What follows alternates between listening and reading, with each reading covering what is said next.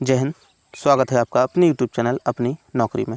यहाँ पर हम डिस्कस कर रहे थे आबकारी विभाग 2023 जो कि अभी फरवरी में परीक्षा हुई थी, उसमें पूछे गए विज्ञान के प्रश्नों को। तो वीडियो का एक भाग अपलोड हो चुका है जो कि पहले की डेट में अपलोड हो चुका है 24 घंटे पहले इस वीडियो के डलने के। और जो है इस वीडियो में हम डिस्कस करेंगे प्रश्न क्रमांक 21 से प्रश्न क्रमांक 20 तक जो है पिछले वीडियो में हम डिस्कस कर चुके थे। यहाँ से हम प्रश्न क्रमांक 21 से शुरू करेंगे और हमें प्रश्न क्रमांक 60 तक पहुँचना है। कुल 60 प्रश्न हैं विज्ञान के जो कि आबकारी विभाग की परीक्षाओं में पूछे गए हैं और बहुत ही महत्वपूर्ण है। पटवारी परीक्षा देने से पहले आपको इनको देखकर जाना है। अगर वीडियो पसंद आए तो वीडियो को बिल्कुल अंत में लाइक करना है और चैनल को सब्सक्राइब जरूर करना है। चलिए शुरू करते हैं आज का वीडियो। आज का जो हमारा पहला प्रश्न है वह है, एक पारिस्थितिकी तंत्र में अजैविक घटक कौन कौन से हैं। पारिस्थितिकी तंत्र जो होता है उसमें अजैविक घटक कौन कौन से हैं। दिए गए सभी विकल्प, प्रोटीन, मिट्टी या फिर कार्बन, बताइए। तो आप जानते हैं प्रोटीन भी अजैविक है, मिट्टी भी अजैविक है और कार्बन भी अजैविक है, यानी कि इसका सही आंसर हो जाएगा दिए गए सभी विकल्प, यानी ऑप्शन नंबर ए इसका सही आंसर हो जाएगा। ठीक है, चलते हैं अगले प्रश्न की ओर। अगला प्रश्न है, निम्नलिखित में से कौन सा घ्राण सूचक का उदाहरण है। घ्राण सूचक का उदाहरण है कौन सा, बताइए। मिथाइल ऑरेंज, प्याज, हल्दी या चीन गुलाब, बताइए। घ्राण सूचक का उदाहरण कौन सा है। ये सारे प्रश्न आबकारी 2023 में जो है पूछे गए हैं। जो इसका जो सही आंसर है वो है आपका क्या, प्याज। कौन सा आंसर है इसका, प्याज। ठीक है, चलते हैं अगले प्रश्न की ओर। और मित्रों एक बात और याद रखना, जो कि आपको आंसर बताए जा रहे हैं वो उत्तर पीवी के द्वारा जो आंसर दिए गए हैं उनके आधार पर बताए जा रहे हैं। ठीक है, जो हमारा अगला प्रश्न है, निम्नलिखित में से कौन सा पदार्थ तनु अम्ल से उपचारित होने पर कार्बन डाइऑक्साइड नहीं छोड़ेगा। निम्नलिखित में से कौन सा पदार्थ है जो कि पतले अम्ल से उपचारित होने पर कार्बन डाइऑक्साइड नहीं छोड़ेगा। संगमरमर, चूना, चूना पत्थर या फिर बेकिंग सोडा, बताइए।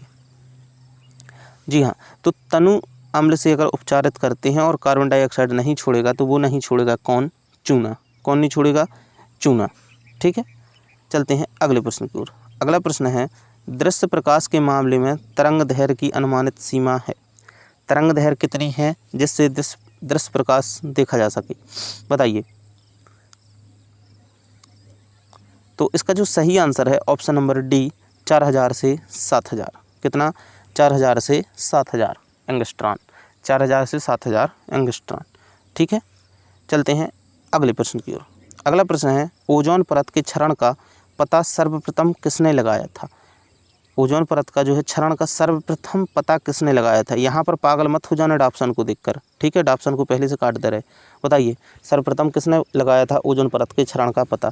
जी हाँ, तो इसका जो सही आंसर है वो है जोसेफ फॉरमैन। क्या, जोसेफ फॉरमैन। चलिए अगले प्रश्न की ओर चलते हैं। प्रतिरक्षा प्रणाली से बनती है। प्रतिरक्षा प्रणाली जो है किससे बनती है। लिम्फोसाइट से, एंटीजन से, हस और रेशेदार प्रणाली से, त्रिदोषण और कोशिका मध्यस्थ प्रणालियों से। देखिए मित्रों, कई ऐसे नाम आते हैं क्योंकि जो है पीबी या जिसका वर्तमान नाम आप कह सकते हैं ईएसबी, ऑटो ट्रांसलेटर यूज करता है। वो हिंदी में क्वेश्चन जो है ऑटो ट्रांसलेटर के द्वारा बनाता है, उसको टाइप करता है इंग्लिश में और वो ऑटो ट्रांसलेट करते हैं। इसलिए हमें ऐसे ऐसे शब्द देखने को मिलते हैं जो कभी हमने पढ़ते के समय देखे ही नहीं, तो बिल्कुल इनको अच्छे से देखते जाइएगा। प्रतिरक्षा प्रणाली किससे बनती है, बताइए इसका आंसर। जी हाँ, तो इसका जो आंसर है वो है त्रिदोषण और कोशिका मध्य प्रणालियों के द्वारा। किसके द्वारा, त्रिदोषण और कोशिका मध्य प्रणालियों के द्वारा जो है प्रतिरक्षा प्रणाली बनती है। चलते हैं अगले प्रश्न की ओर। भारत का प्रथम हॉटस्पॉट, हॉप नहीं, उसमें ये मेरी मिस्टेक नहीं है, जो है आपको बताने के लिए मैंने यहाँ पर जानबूझकर हॉप लिखा है, उसमें भी हॉप लिखा था, लेकिन होता क्या है हॉटस्पॉट। तो आप इसके लिए भी थोड़ी सी तैयार रहना अगर वर्ड मिसिंग आती है तो। भारत का प्रथम हॉटस्पॉट क्षेत्र कौन सा है, बताइए। मणिपुर, नागालैंड, अंडमान निकोबार द्वीप समूह या फिर गोवा। तो इसका जो सही आंसर है वो है अंडमान निकोबार द्वीप समूह। क्या, अंडमान निकोबार द्वीप समूह भारत का प्रथम हॉटस्पॉट क्षेत्र है। अगला प्रश्न है, हाइड्रोलाइटिक एंजाइमों से जो है हाइड्रोलाइटिक एंजाइमों से कौन से कोशिकांग बहुतायत से भरे हुए हैं। जो है एक एंजाइम है हाइड्रोलाइटिक एंजाइम, उसमें जो है आपको ये बताना है कौन से कोशिकांग में ये बहुत मात्रा में भरे हुए हैं। और ये जो सारे अंग नीचे दिए गए हैं ये कोशिका के अंतर्गत दिए गए हैं, इसलिए ऊपर लिखा है कोशिकांग यानी कोशिका के अंग। ठीक है, तो किस में भरा हुआ है हाइड्रोलाइटिक एंजाइम? अंतः प्रतव्य जालिका में, लाइसोसोम में, माइटोकॉन्ड्रिया में या फिर गोल्गी में? बताइए। जी हाँ, तो ये भरा है किसमें? हाइड्रोलाइटिक जो एंजाइम है ये भरा है किसमें? लाइसोसोम में। किसमें भरा है? लाइसोसोम में। ठीक है, चलते हैं अगले प्रश्न की ओर। अगला प्रश्न है न्यूटन मीटर Nm निम्नलिखित में से किस भौतिक राशि का SI इकाई है? टॉर्क की, शक्ति की, त्वरण की, बल की? बताइए। न्यूटन मीटर जो है किस भौतिक राशि की इकाई है? वो है आपकी टॉर्क। किसकी है? टॉर्क की इकाई है न्यूटन मीटर। ठीक है, चलते हैं अगले प्रश्न की ओर। तो अब आप जो है सारी भौतिक इकाइयों को याद कर लेना फिजिक्स में, और एक वीडियो हम लेके ज़रूर आएंगे जिसमें आपको सारी भौतिक राशियाँ याद कराने की ट्रिक बताएंगे। क्रांच शरीर रचना में प्रकट होती है। क्रॉन्च रचना में प्रकट होती है। क्रॉन्च शरीर रचना में प्रकट होती है। तना, बीज, पत्ती, जड़? बताइए। तो जो क्रॉन्च शरीर रचना में प्रकट होती है वो है आपकी क्या? पत्ती। क्या? पत्ती इसका सही आंसर हो जाएगा। अगले प्रश्न की ओर चलेंगे। निम्नलिखित में से कौन सा विटामिन वसा में घुलनशील नहीं है? नहीं है, याद रखना, वसा में घुलनशील नहीं है। Vitamin B, vitamin A, vitamin D, vitamin K? बताइए। तो इसका जो सही आंसर है वो है विटामिन बी। और आपको एक बार याद भी कराया था, इसी भी चैनल पर ट्रिक डली है कि जो वसा होते हैं जैसे कि डालडा, घी, तेल, उसमें क्या लग जाते हैं? कीड़ा। क्या लग जाते हैं? कीड़ा। यानी कि वसा में जो घुलनशील विटामिन है वो हैं के, vitamin E, vitamin D, vitamin A. यहाँ पर देखिए के, डी, ए, ये तीनों विटामिन वसा में घुलनशील हैं, लेकिन विटामिन बी और विटामिन सी जो हैं जल में घुलनशील हैं। ठीक है, चलते हैं अगले प्रश्न की ओर। अगला प्रश्न है मूंगफली में एफ्लाटॉक्सिन के उत्पादन के लिए निम्नलिखित में से कौन जिम्मेदार है? बताइए। नेमेटोड, कवक, जीवाणु, विषाणु?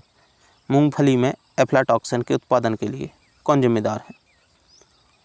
तो इसका जो सही आंसर हो जाएगा वो हो जाएगा कवक, जो है मूंगफली में एफ्लाटॉक्सिन के उत्पादन के लिए जिम्मेदार है। अगले प्रश्न की ओर चलेंगे। अगला प्रश्न है निम्नलिखित में से कौन सा पारिस्थितिक तंत्र के लिए ऊर्जा का अंतिम स्रोत है? पारिस्थितिक तंत्र में ऊर्जा का अंतिम स्रोत है। कभी कभार बहुत सरल प्रश्न भी आ जाते हैं। रासायनिक प्रक्रियाएं अंतिम स्रोत हैं, आंतरिक ऊर्जा, सौर ऊर्जा या फिर पृथ्वी? बताइए। निम्नलिखित में से कौन सा पारिस्थितिक तंत्र के लिए ऊर्जा का अंतिम स्रोत? तो आप जानते हैं कि सौर ऊर्जा जो है पारिस्थितिक तंत्र के लिए ऊर्जा का अंतिम स्रोत है। ठीक है, अगले प्रश्न की ओर चलेंगे। अगला प्रश्न है निम्न में से किसकी शक्ति सबसे कम है? किसकी जो है शक्ति सबसे कम है? वैन डेर वाल्स बल की, आयनिक बंधन की, धात्विक बंधन की या फिर सहसंयोजक बंधन की? किसकी शक्ति सबसे कम है?